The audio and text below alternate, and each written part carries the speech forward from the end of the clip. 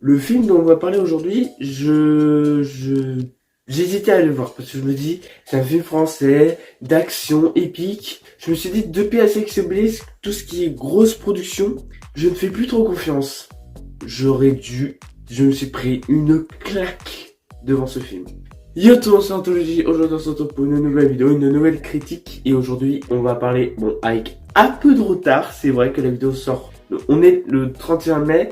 Et ça fait déjà 2 mois que le film est sorti. Et j'en parle que maintenant. Bref, vous avez compris, aujourd'hui on parle des Trois Mousquetaires. D'Artagnan. Milady, des difficultés.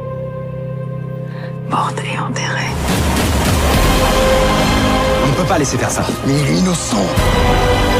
Vous voulez donc que je déclare la guerre aux protestants et à l'Angleterre? Le cardinal fera tout pour faire tomber la reine. Pour qui travaillez-vous, madame? Le diable, probablement.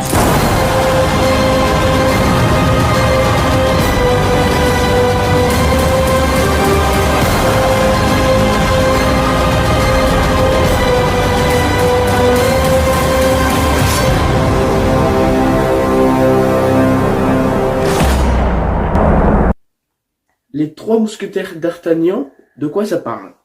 Du Louvre au palais de Buckingham, des bas-fonds de Paris au siège de La Rochelle, dans un royaume divisé par les guerres de religion et menacé d'invasion par l'Angleterre, une poignée d'hommes et de femmes pour croiser leur épée et lier leur destin à celui de la France. Alors, ce film, pour la première fois depuis que j'en ai entendu parler, c'était à l'avant-première de Alibi.com parce qu'ils mettaient des grosses bandes annonces en début d'année. Genre par exemple Oppenheimer de Christopher Nolan, bon qu'au final il est sorti, il sort en juillet je crois ou en août. Et après ils avaient mis les Trois Mousquetaires. Ça me tentait bien. Astérix et Obélix, l'Empire du Milieu que j'ai détesté. C'est le pire film de l'année pour ce que j'ai vu. Et du coup, depuis ce film, tout ce qui est grosse production, je fais plus trop confiance. Pour vous donner un ordre d'idée, même Miraculous, qui est le troisième film le plus cher de toute la France, j'ai hâte parce que c'est Miraculous, parce que la saison 5, elle est incroyable, mais j'ai pas trop hâte parce qu'il y a beaucoup d'argent et j'ai l'impression maintenant, plus il y a d'argent en France, moins les films sont bien. Peut-être je me trompe. Mais pour revenir aux Trois Mousquetaires, je me dis bon, ça a l'air cool, ça a l'air sympathique, pas prise de tête, ça a l'air un peu con aussi.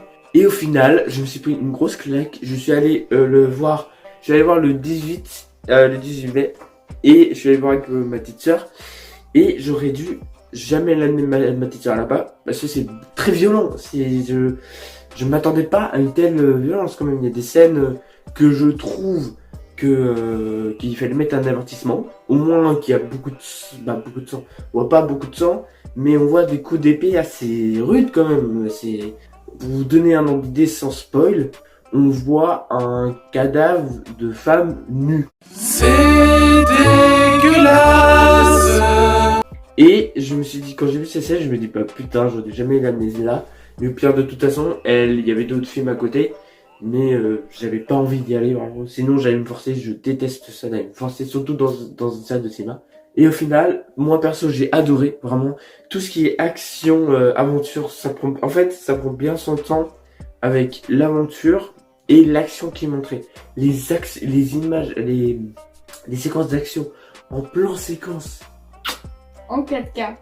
En 4K en plus, magnifique. Vraiment c'était incroyable. Martin Bouboulon, j'avais vu son dernier film Eiffel avec d'ailleurs Romain Duris, on va en parler des acteurs après. J'avais bien aimé Eiffel, mais là j'ai adoré vraiment les Trois Mousquetaires. Je l'ai revu hier avant de vous faire cette critique. Je l'ai revu pour me remettre un peu les idées en place. Et en vrai, même 2 fois, j'attends la deuxième partie. J'attends la deuxième partie, même si, attention, spoiler, il y a un time code normalement juste ici pour dire quand vous pouvez aller.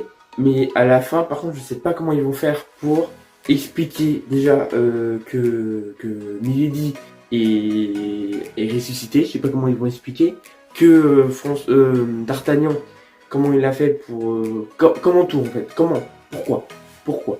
Je sais pas comment ils vont faire. Mais bref, fin de la partie spoiler.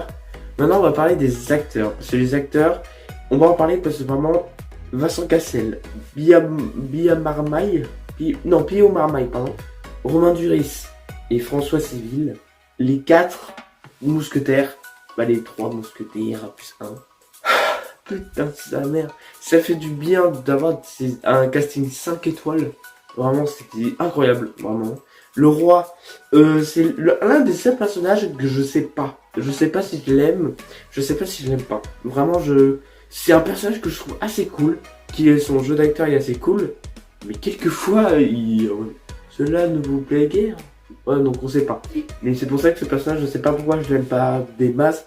Par contre, il y a une actrice que je veux parler, que j'aime pas trop. Que son jeu d'acteur, on sent que... il manque un petit truc. Il manque un petit truc, c'est... j'ai plus son nom. Mais celle qui joue Constance dans le film. Je sais plus son prénom, je crois que c'est Léna Coudray. Si je dis pas de conneries. Non, désolé. J'ai un problème. J'ai un problème avec cette actrice. Je l'avais vue dans Novembre. Et même dans Novembre, bon, elle a un petit rôle. Bon, assez majeur quand même. Mais je sais pas pourquoi, elle a un jeu assez chelou que ça me fait un peu sortir du film. Mais sinon, tout le monde est parfait. Eva Green dans un film français, je m'y attendais pas. Et je savais pas qu'elle était française d'ailleurs, je ne savais pas. Et voilà. Et je sais pas quoi dire de plus, que c'était vraiment trop bien. Si vous êtes jamais allé voir, allez le voir en 4K ou normal, allez dans les cinémas. Vraiment foncez parce que c'est très très bien. Et puis voilà. La prochaine critique sera plus vite que prévu. Ce sera normalement, si tout se passe bien, samedi qui va arriver. Ce sera la critique de Spider-Man Across the Spider-Verse. On va en parler parce que ce film, je l'attends depuis sa sortie. Bah depuis que j'ai vu le film Spider-Man New Generation en DVD, que je l'ai toujours. Et peut-être aussi au même moment, le même jour, il y aura une critique sur Renfield, qui est un film de vampire que je sais pas pourquoi j'attends bien. Il a l'air pas prise de tête, ultra fun. Donc peut-être une critique des deux, peut-être une double critique encore. Mais en tout cas, voilà. La prochaine critique sera sur Spider-Man. Et puis voilà. J'espère que cette vidéo vous aura plu. N'hésitez pas à liker, à commenter, à partager. Faites que la chaîne monte en flèche, mais vous connaissez la chanson. Et surtout, n'oubliez pas, les jeux vidéo, les films, les séries, c'est bien. Mais il faut pas en abuser, parce qu'une vie, on n'a qu'une vie. Ciao!